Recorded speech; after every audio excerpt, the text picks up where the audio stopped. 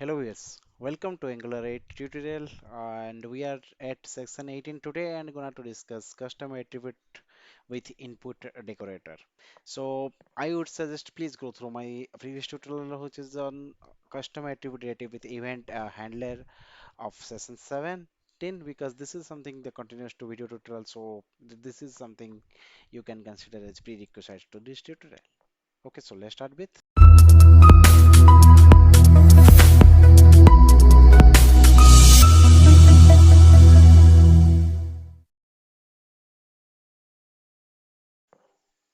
Input is nothing but is a decorator, guys, which is from Angular core library, which makes a class field is behave as input property.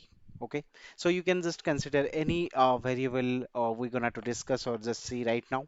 So that it using input decorator, we can make that or we can let the variable behave as input so that it will expect some input to hold from user, get the process and process the data and just throw back to the UI. So that's it, like, and it bound a DOM property, like as I told. So basically, wherever we are just decorating with an input property, it bounds with an HTML DOM element. Okay, so that while running and to runtime, the DOM element's value will be assigning back to the input field. So if I'm not understanding at this point of instance, so no need to worry about. We are just going to see right now. So input decorate is part of, as I told, Angular core library. So let's go ahead and implement this one. Okay, so okay, let's suppose I'm just gonna to declare one variable of call. What do we say? Maybe okay. So bg color. Okay, app type. As you know, it would be always type string. Okay, so bg color of strike string. Yeah. And what I'm just supposed to do here, this is now we have such a simple field to this class. Okay, this is not now in a end input field. Now I'm just gonna to discuss how we can make this field as input field. So no need to worry, guys. Like we will have a complete discussion on component interaction part of what is all about the input directive. But yeah, at this point, like let's go and implement. Yeah. So yeah, and often just clicking on this one, it is automatically getting imported from this Angular core library. Okay, and we supposed to declare with this signature as it's we are just this property is behaving it as the constructor or like, and if you will see this, what is it expecting the binding property name which is optional. Okay, so definitely we are going to discuss this property as well, but as of now it is all good. Now what is my next step I gonna do? Okay, I have created one property in app component.ts. If you will see here, there is color called string, and I'm just assigning as pink. What is the purpose of this one? So guys, like as you observed, like I have been using the same example which is taken from my last tutorial. So that's why I requested to go with before proceeding with this one. Now, if you will see here, we have hard coding here, right? But now I'm not supposed to hard code here, rather than I am just gonna to use this one. Okay, so you can use like this dot bg color. If this is gonna to like not passed or something empty string, I just want it should be a yellow. Okay, that's it. Yep. Okay, let's go ahead with green. Yep, green.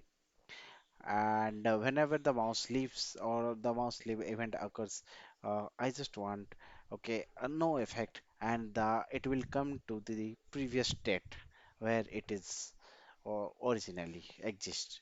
Okay, so this is all about. Now I am just gonna do something here.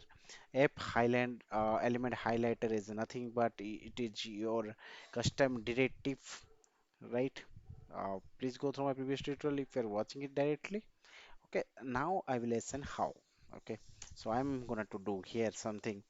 Okay, I am gonna to use property binding to this property. Visual color is nothing but if you'll see this is nothing but just press guys. F12. Okay, go to definition.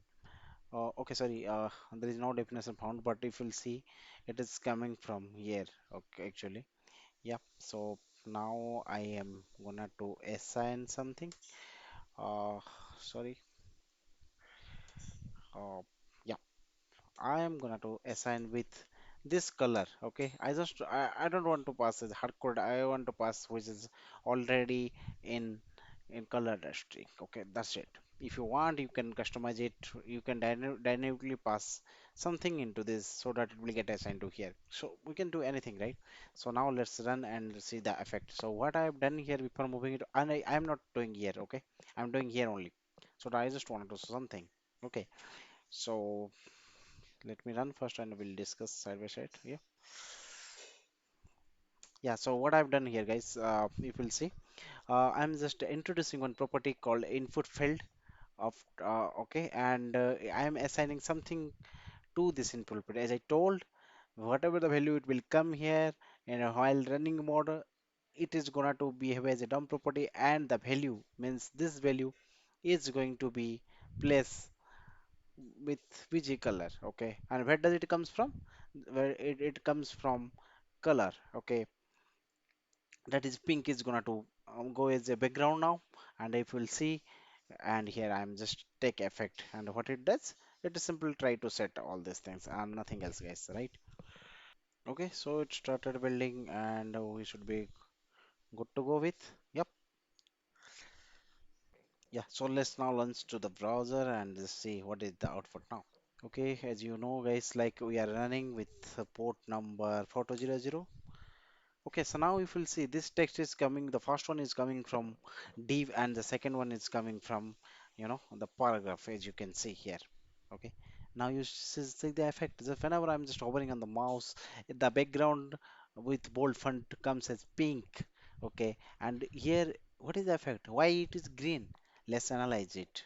See this, what I've done. So often it is the job of the host listener using this custom attribute directive the event that is all about my previous tutorial, where what it happens when this method getting called, and this is like passing, and it is checking whether busy color has provided. Yes, it is provided. If not, it's green. So we will switch to the UI. Here we are providing, of course, right, within this div, but here we are not. Why and how you can just prove this?